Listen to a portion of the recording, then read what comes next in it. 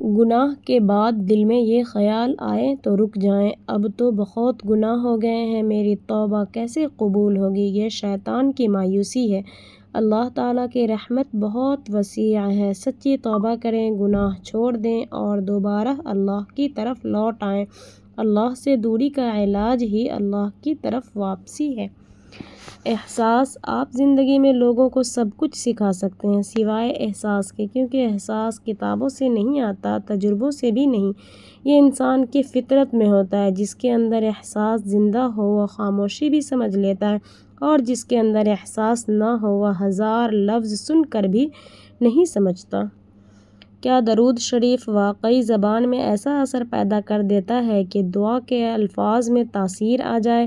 درود پڑھنے والے کی زبان کی فریکوئنسی کائنات کے اصل نظام کے ساتھ ہم آہنگ ہو جاتی ہے۔ مسلسل درود پڑھنے والوں کو اثر والی زبان عطا کر دی جاتی ہے۔ ایسا شخص اگر کسی کے حق میں دعا کر دے یا کسی سخت پریشان حال کو کہہ دے کہ جا تیرا کام ہو جائے گا، تو اللہ پاک اپنے حبیب صلی اللہ علیہ وسلم کے درود کی لاج رکھتے ہوئے اس عام بندے کی بات کو بھی سچ کر دکھاتا ہے۔ کیا آپ نے کبھی درود شریف پڑھنے کے بعد اپنی دعا میں غیر معمولی اثر محسوس کیا؟ کامنٹ میں صلی اللہ علیہ وسلم لکھیں۔ نماز میں موبائل کی گھنٹی بج جائے تو کیا کریں؟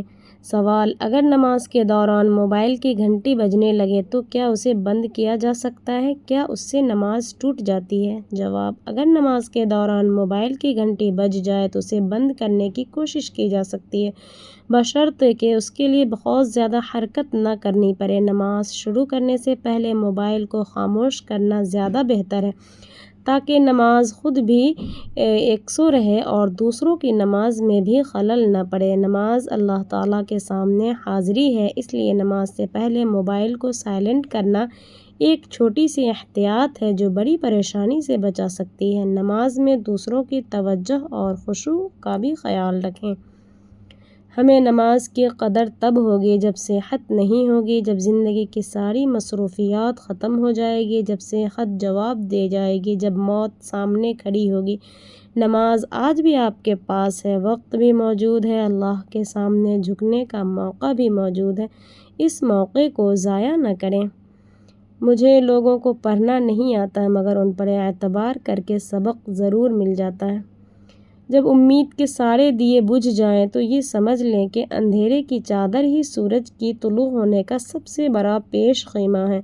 جب بندوں کے دروازے بند ہوتے ہیں تب آسمان کے دروازے کھول دیے جاتے ہیں۔ مایوسی کفر ہے اور رب کی رحمت پر شک کرنا نادانی۔ اپنے ٹوٹے ہوئے دل کو اسی در پر لے جائیے جہاں سے کوئی خالی ہاتھ نہیں لوٹتا۔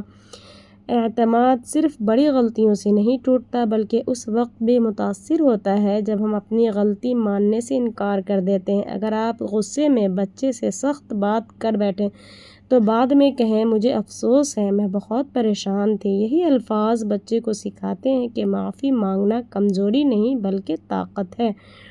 حضرت علی نے فرمایا اپنے دن کا آغاز صدقہ دینے سے شروع کرو، اس دن تمہاری کوئی دعا رد نہیں کی جائے گی۔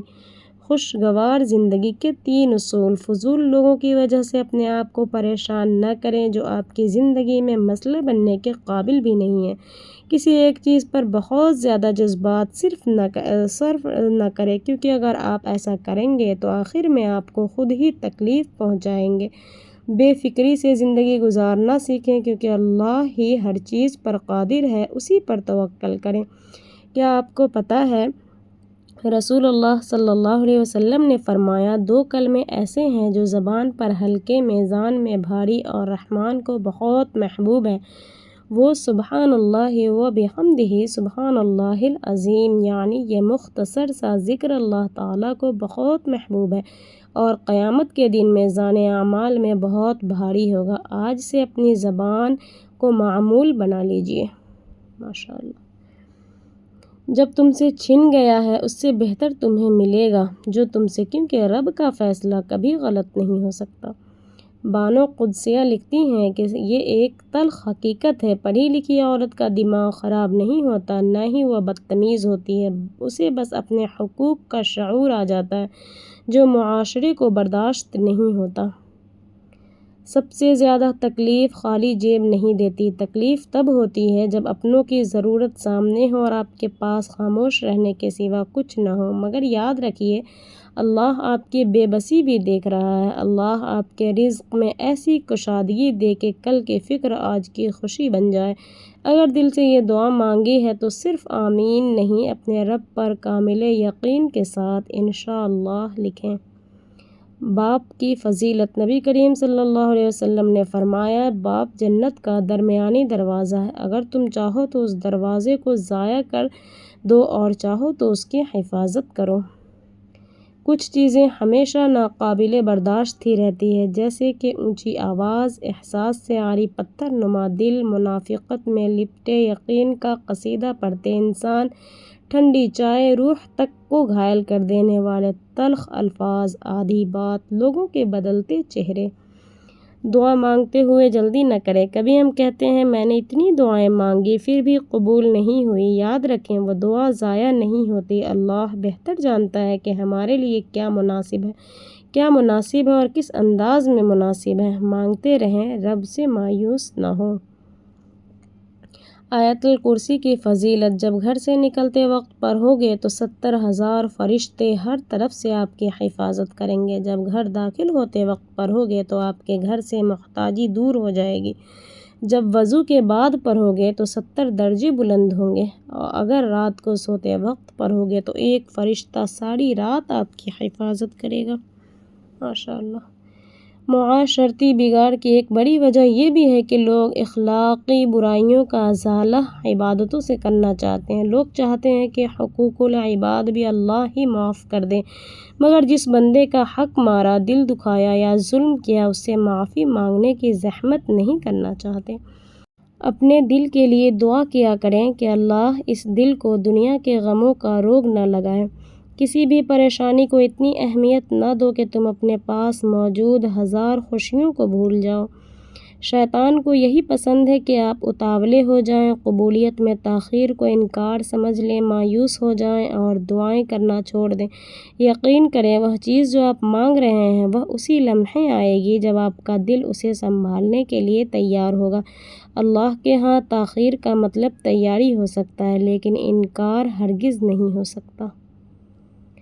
چہرہ۔ دل صاف ہو تو چہرے بھی خوبصورت لگتا ہے، ورنہ حسن بھی بیکار ہے۔ تم عورت ہو، باہر نکلو تو چہرے پر نقاب ہو اور مزاج اتنا تلخ ہو جیسے تیزاب ہو۔ تم مرد ہو، تمہاری ہستی کا اتنا رعب ہو کہ پاس سے گزری ہوئی عورت بھی بے خوف ہو۔ یاد رکھنا جو تمہیں سچا سمجھتا ہے اس کے ساتھ سچا رہو، کیونکہ اعتبار ٹوٹنے کے بعد معافی ممکن ہے مگر یقین مشکل۔ تقدیر سے لڑنے کے بجائے اگر تقدیر بنانے والوں سے دوستی کر لی جائے تو پھر چاہو گے وہ نصیب میں لکھ دیا جائے گا۔